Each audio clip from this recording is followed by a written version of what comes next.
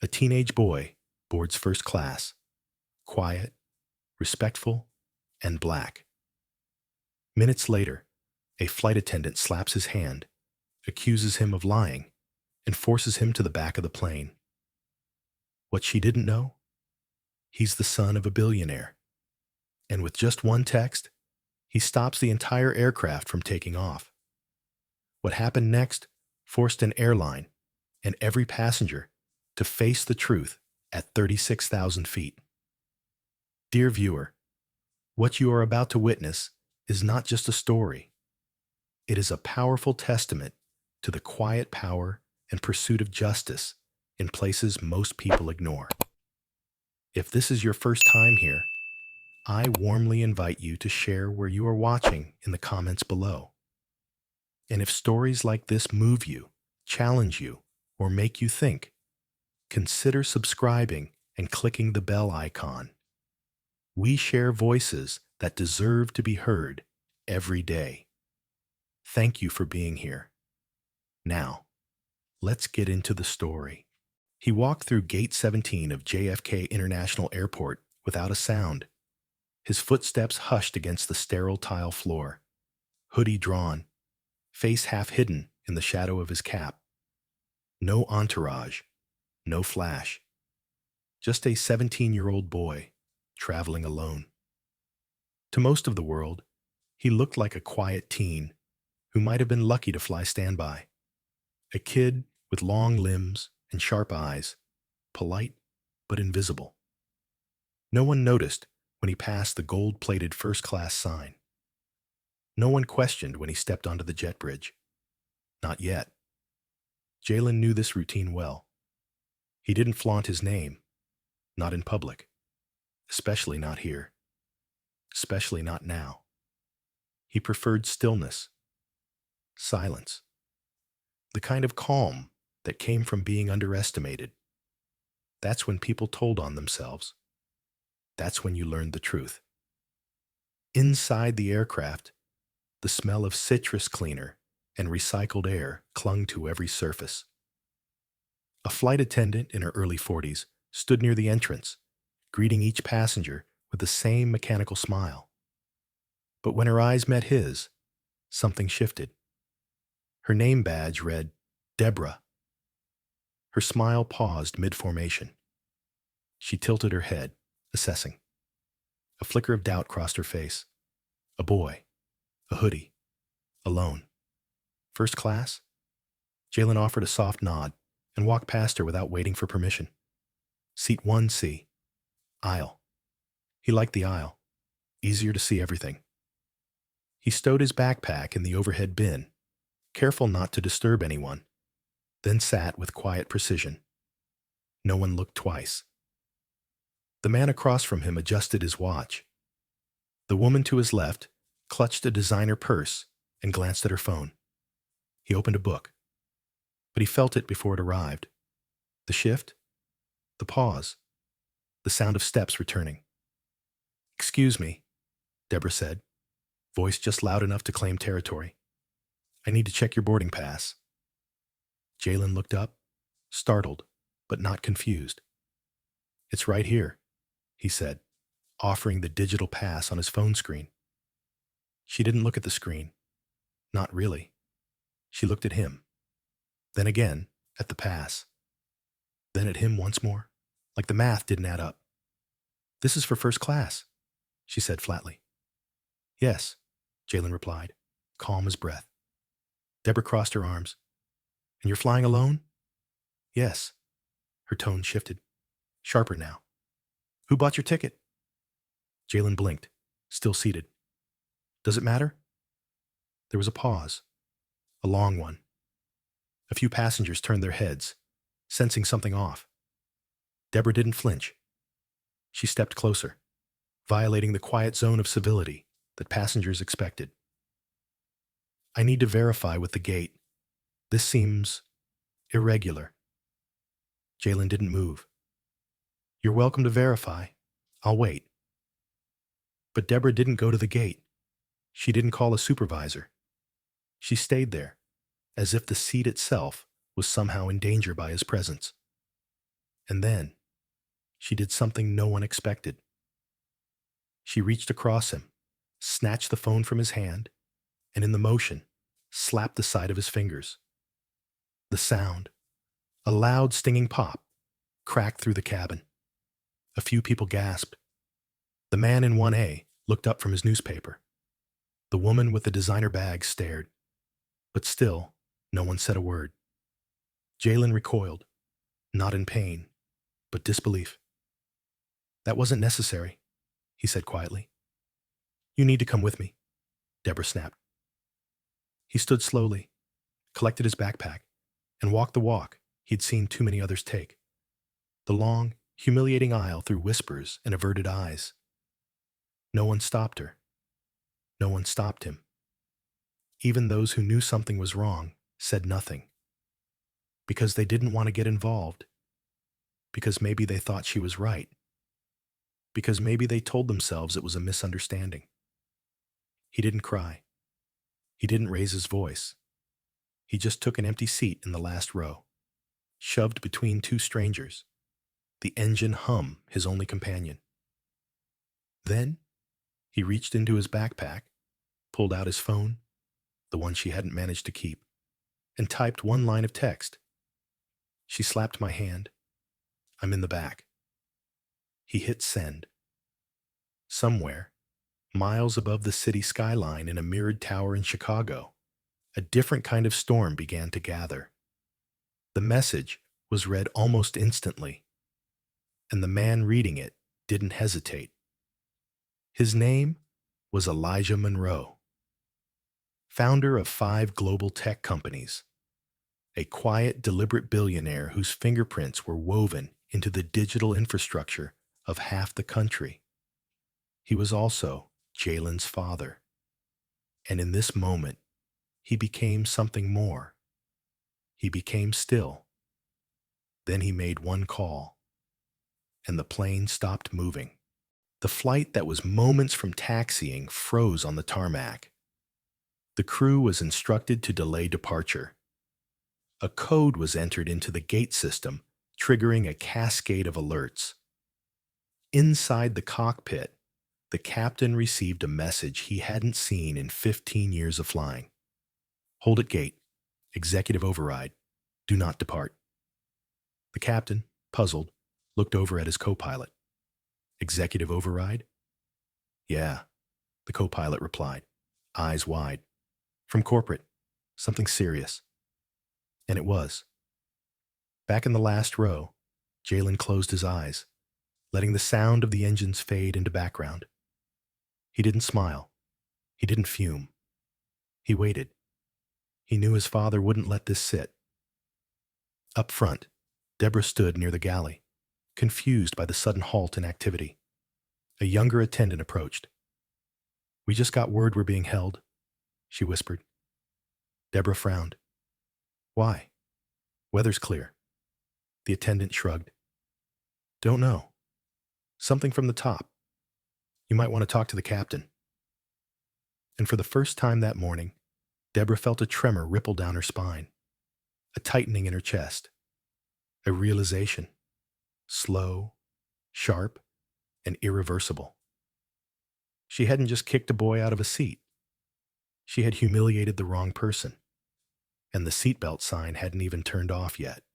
The silence in the last row of the aircraft was thick, but it was nothing compared to the quiet storm that raged behind Jalen's composed exterior.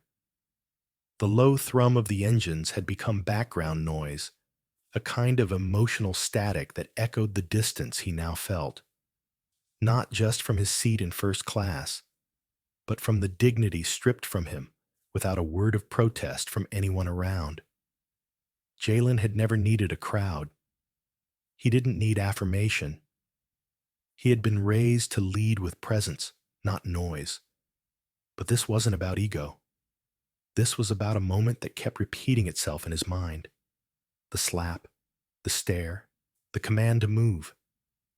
It hadn't been physical pain that stayed with him. It was the disbelief, the certainty in Deborah's voice, the entitlement in her eyes, the absolute conviction that he didn't belong. She didn't ask. She decided.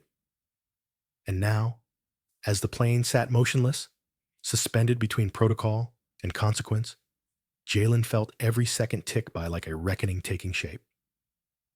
In the cockpit, the captain had received the second update. It was short and direct. Executive contact, Elijah Monroe. Full authority granted. Immediate compliance expected. The captain didn't ask questions. He had flown planes for nearly 2 decades, but he knew when to recognize gravity, and not just the kind that pulled metal birds from the sky. He turned to his co-pilot and muttered, "That boy in 1C? We moved him?" The co-pilot nodded. "Apparently, he's the reason we're grounded." In the cabin, whispers began to bubble beneath the polished surface of luxury travel. A woman in pearls leaned over to her husband and murmured, "I heard she slapped him." That's what delayed the flight. The husband, a man with thinning gray hair and a pressed blazer, shook his head slowly. Unbelievable. Back in the galley, Deborah felt her certainty beginning to crack. Her hands were folded, but her knuckles had turned white. She had operated on instinct. Years of subtle cues, silent judgments, glances she never second-guessed. It was never direct, never loud. That was the danger of it. It dressed itself in procedure and called itself experience. But she knew now, deep in her gut, that something had shifted. Something she couldn't smooth over with an apology and a napkin. And she hadn't even asked his name. Back in 39F, Jalen's phone vibrated. A message from his father. "They know now. Stay seated. Don't speak. Don't move unless asked. Let the silence teach them." He read it twice. Elijah Monroe didn't speak often, but when he did, it was precise.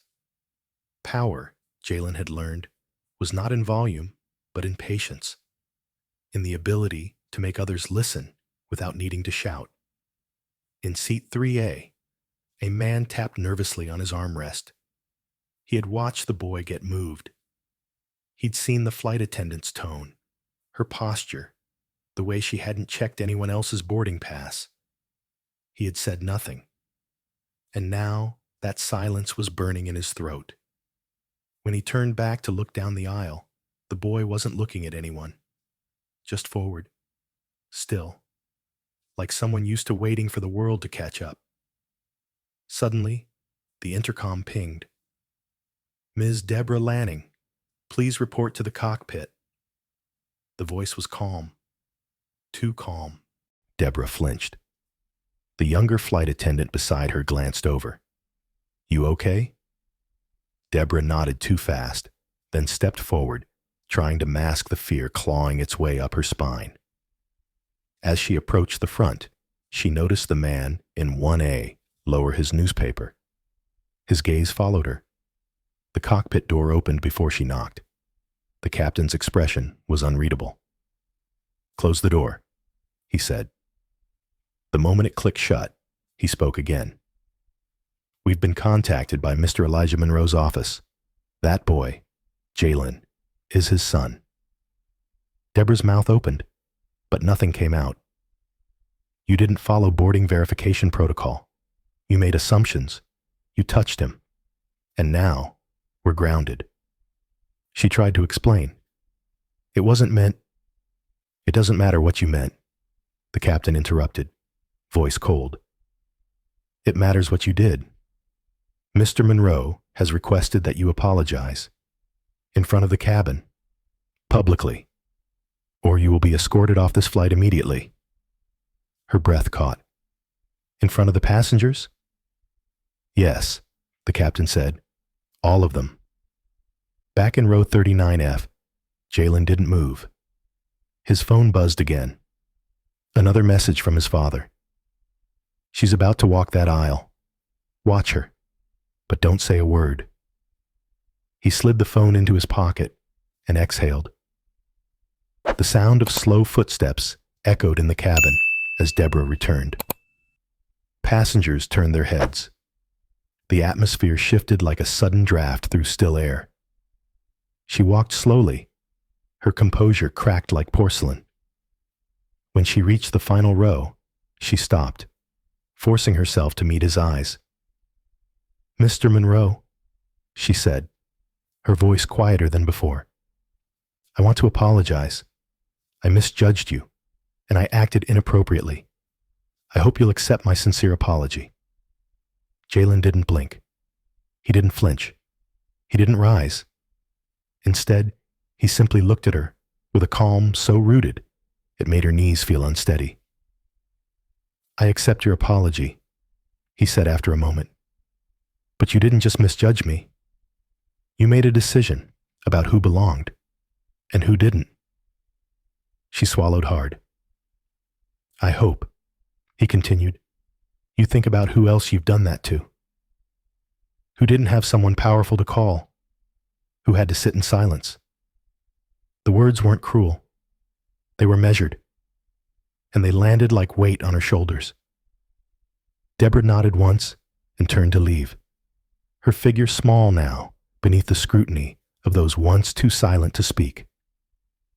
As she walked past the front rows, a few passengers lowered their eyes. Some watched with approval. One even gave a slow, solemn nod. Back in his seat, Jalen rested his head against the window. This wasn't about revenge.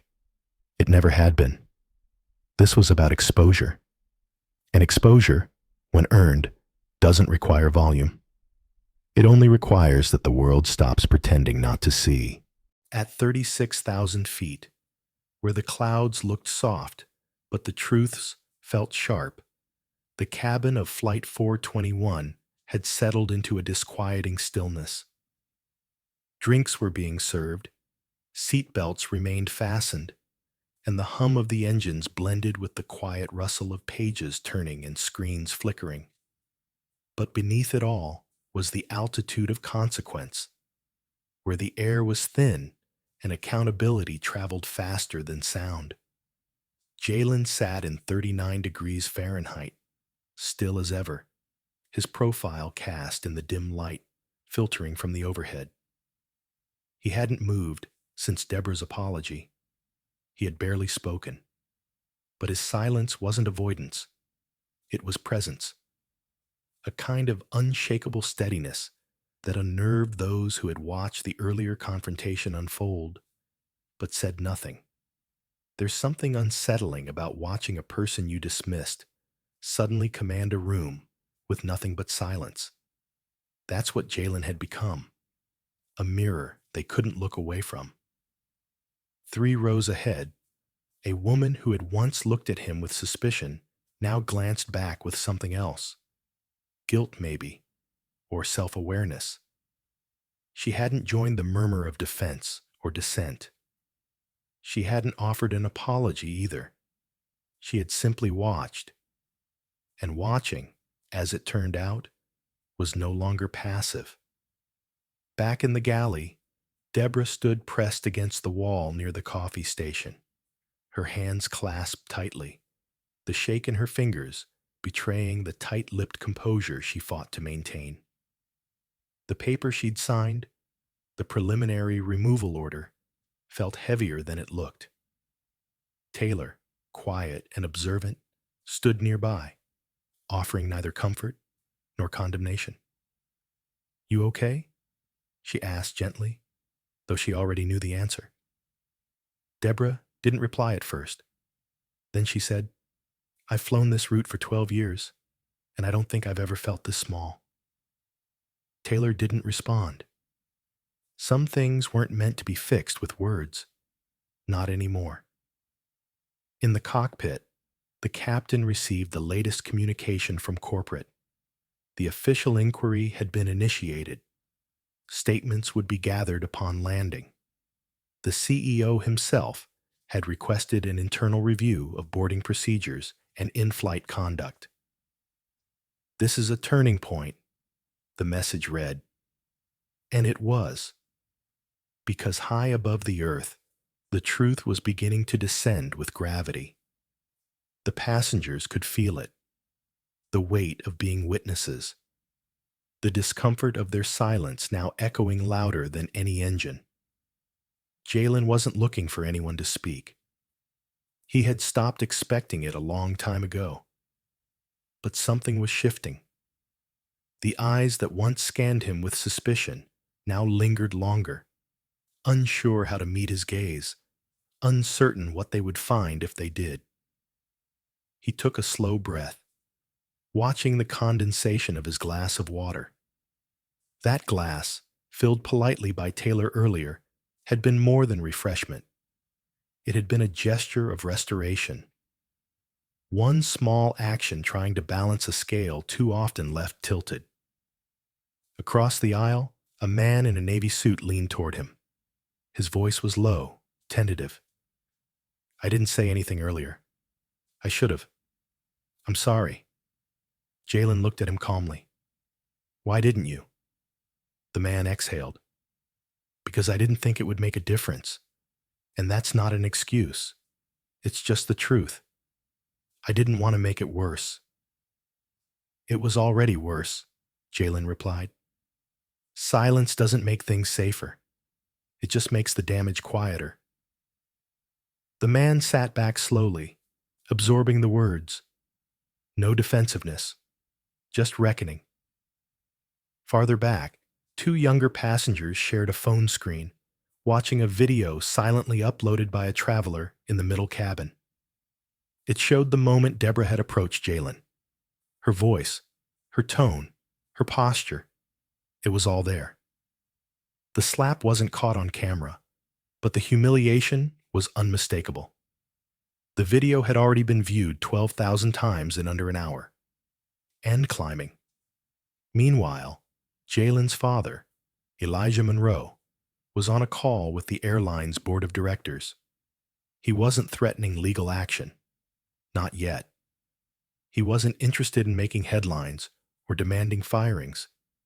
He wanted change. He wanted systemic acknowledgement that what had happened to his son wasn't isolated. "This isn't about one attendant," he said calmly.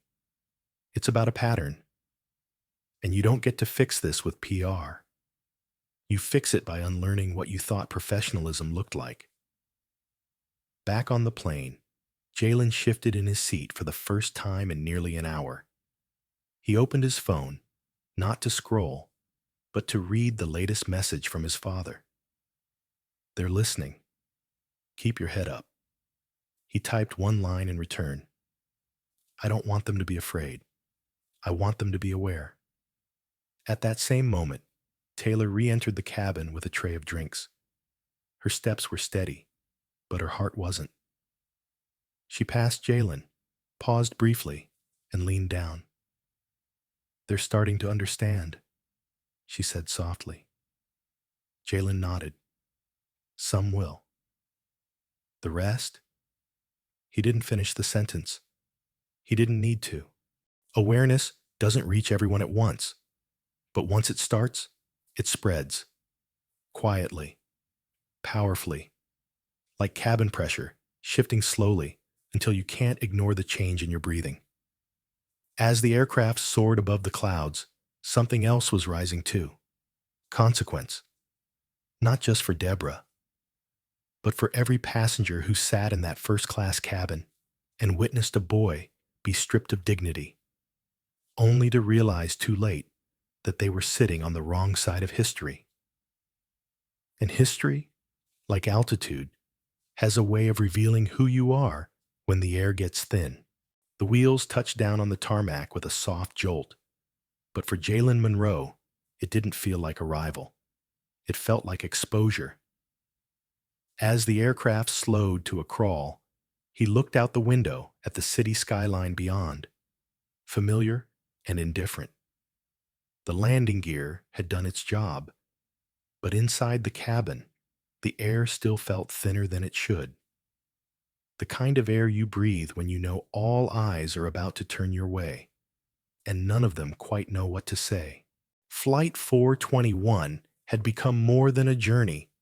It had become a memory none of them would leave behind. not because of turbulence or a missed connection, but because of a moment that had peeled back the illusion of comfort, revealing something raw and unsettling beneath it. Jalen sat quietly in seat 39F, watching the terminal lights blur through the window. He wasn't thinking about headlines or consequences. He was thinking about how silence felt heavier than confrontation, about how even when things are handled, something inside you still hurts where the bruise doesn't show. The captain's voice broke through the quiet. "Ladies and gentlemen, welcome to Denver International. We ask that you remain seated as ground crew prepares the aircraft for arrival. There will be a brief delay before deboarding. We appreciate your patience." But patience wasn't what filled the cabin. It was tension, awareness, the kind that lingers in rooms where injustice has unfolded and no one quite knows how to move forward without stepping on the shame left behind. In the galley, Deborah stood stiffly, arms crossed, eyes on the exit. Her uniform felt too tight now, her badge heavier than before. She had said her apology. She had walked him back. But none of that had undone what came before. And worse, she knew it wouldn't. Taylor approached her with a folded paper from the captain, a final directive from corporate. "You are to remain on board until escorted by airline management. Please surrender your crew badge before leaving the aircraft." Deborah read the sentence once, then twice, as if disbelief could delay the reality. She didn't speak. She just unpinned the metal badge and dropped it into Taylor's open hand. The weight of it landed with a soft clink, but its sound echoed through her. "I didn't mean," she began, but Taylor cut her off with a look.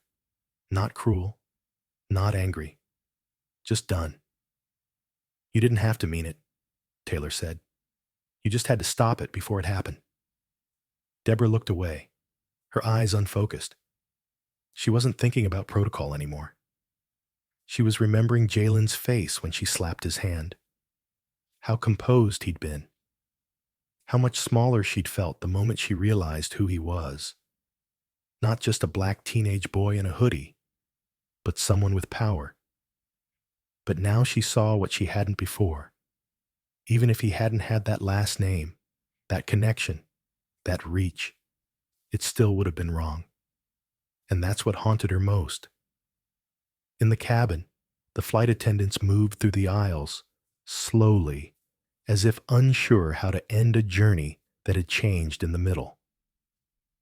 Passengers fidgeted, checked their phones, cast glances toward the back where Jalen remained still, unbothered on the surface, but etched with something deeper beneath. A woman in row 37 leaned toward her husband. "You think the airline will make a statement?" "I hope they do," he whispered back, "but I think he already made the louder one." Jalen didn't respond to the quiet murmur around him. He felt it all, but let none of it move him. He was waiting, not for an apology, not for validation, but for something else. Something that might never arrive. Understanding. The door to the aircraft finally opened with a soft hiss, and a uniformed gate supervisor stepped inside. Behind him stood a man in a navy blazer and a woman holding a clipboard, her expression unreadable. They didn't walk directly to first class as they usually did. Instead, they paused, glanced toward the back of the plane, and waited. "Passenger Monroe," the supervisor said. "You're invited to disembark last, per request of corporate." Jalen stood slowly, nodded once, and grabbed his backpack. As he moved through the aisle, every passenger who had once stared in silence now made space, not just with their legs, but with their eyes. They saw him now, not as the boy in row 39F, but as the person who shifted something in them, however uncomfortably.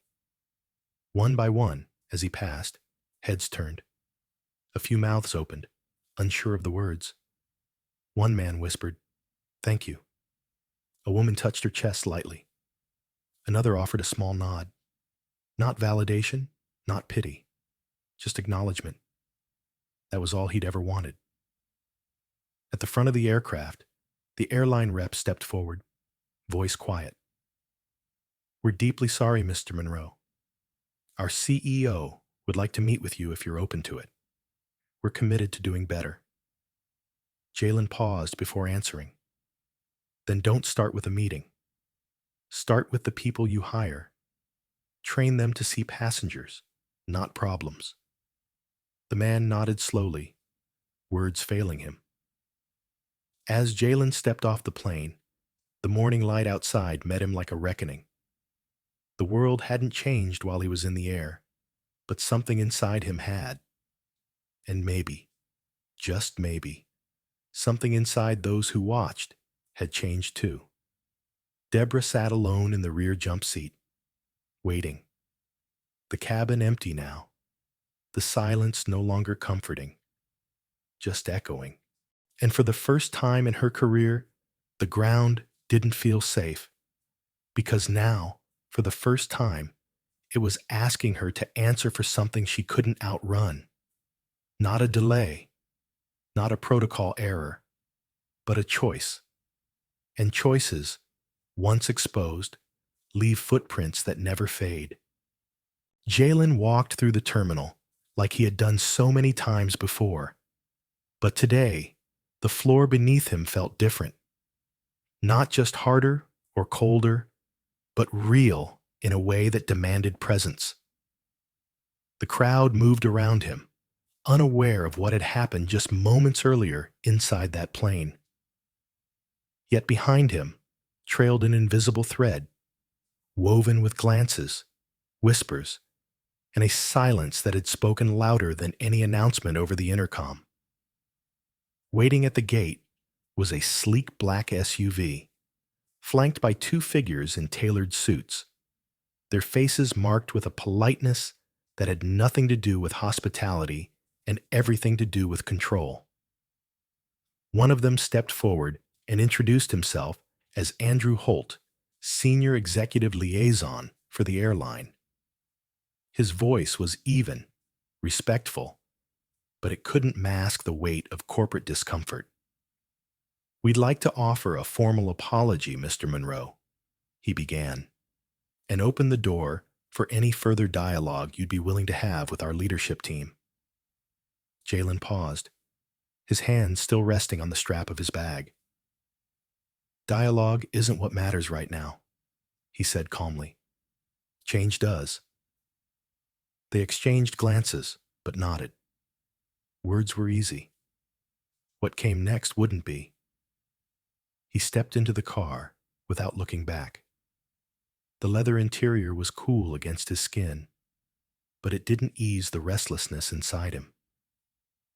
He thought about the woman who had struck his hand, about the passengers who had watched, about the people who would see the video and feel something: rage, shame, maybe reflection. But he also thought about Taylor. She hadn't spoken at first, but when she finally did, it hadn't been scripted. It had been human. And sometimes, one honest voice mattered more than a room full of polite ones. As the car pulled away from the curb, his phone buzzed with another message from his father.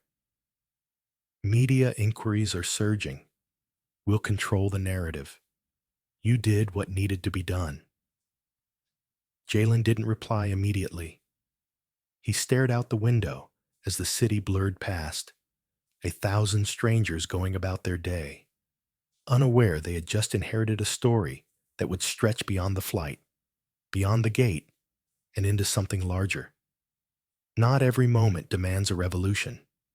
Sometimes it only takes a refusal to be invisible, to be dismissed, to be silenced. At headquarters later that week, the airline released a statement, not filled with vague regrets or empty platitudes, but with clear directives. Mandatory anti-bias training, new boarding protocols, a public apology addressed not just to Jalen, but to every passenger who has ever been seen as less than. It didn't fix everything. It couldn't. But it started something. And Jalen? He didn't go on camera. He didn't give interviews. But he did meet with youth organizations across the country, sharing not his name, but his experience, teaching others how to stand without shouting, how to let dignity carry the weight that anger sometimes cannot. The flight was over, but the impact had only just begun. Because what landed that day wasn't just a plane, it was a truth. And truth, once seen, never goes back to sleep. Jalen Monroe never set out to make a statement. He boarded that plane like any other passenger, quiet, respectful, just trying to get from one place to another. He didn't expect the judgment. He didn't expect the slap. And he certainly didn't expect to become the center of a lesson the entire cabin, and soon the entire country, would be forced to witness. What happened in Seat 1C wasn't just a misunderstanding. It wasn't a case of mistaken identity. It was something more insidious, a reflection of a truth many people experience every day, but rarely have the platform to challenge. Jalen was judged, not for what he said, not for what he did, but for how he looked. For daring to exist in a space where someone like him wasn't expected. But unlike so many who faced that moment alone, Jalen had something else. Not just privilege, not just access, but a voice backed by clarity, and a father who knew how to turn power into accountability. And in that moment, when Jalen refused to cause a scene and instead sent a single message, he shifted the entire dynamic. The slap that was meant to shame him only amplified the injustice, because this time, someone was watching. And this time, silence didn't win. The flight was delayed. The story unraveled. The truth spread faster than turbulence. Passengers who had sat in stunned silence began to reflect. Flight attendants, who once followed protocol, started to question the system. And an airline that had brushed aside countless smaller indignities was now forced to listen. Because the voice they ignored came backed by someone they couldn't. But the real power in this story wasn't Jalen's wealth. It wasn't his family name. It was the way he held his dignity when others tried to strip it away. The way he sat back down in the same seat he was kicked out of. Not with vengeance, but with quiet purpose. And how he reminded every witness on that plane that justice doesn't always need a microphone. Sometimes, it just needs to stand its ground.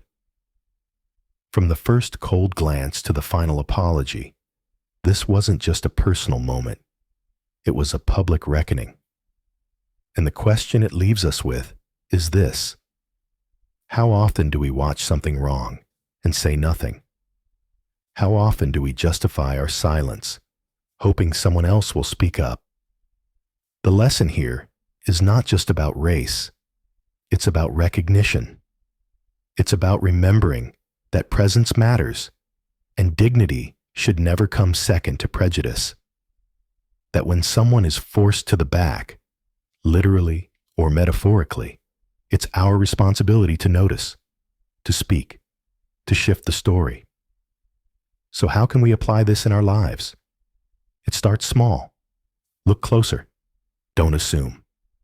When you see someone treated unfairly, don't look away. You don't need power to make a difference. You just need the courage to see. Let Jalen's story be a reminder that silence can be broken, that even the quietest resistance can roar, that dignity doesn't need to scream to demand respect. It only needs to stand. And if this story moved you, if it made you think, if it made you pause even for a moment, please take a second to support this channel. Hit that subscribe button, turn on the notification bell, and drop a comment below, sharing where you're watching from. Every like, every share helps us bring more stories like this to life. Stories that matter, stories that inspire, and stories that remind us all of what it means to be human. Thanks for being here. Stay awake, stay kind, and remember, some flights change more than destinations. They change us.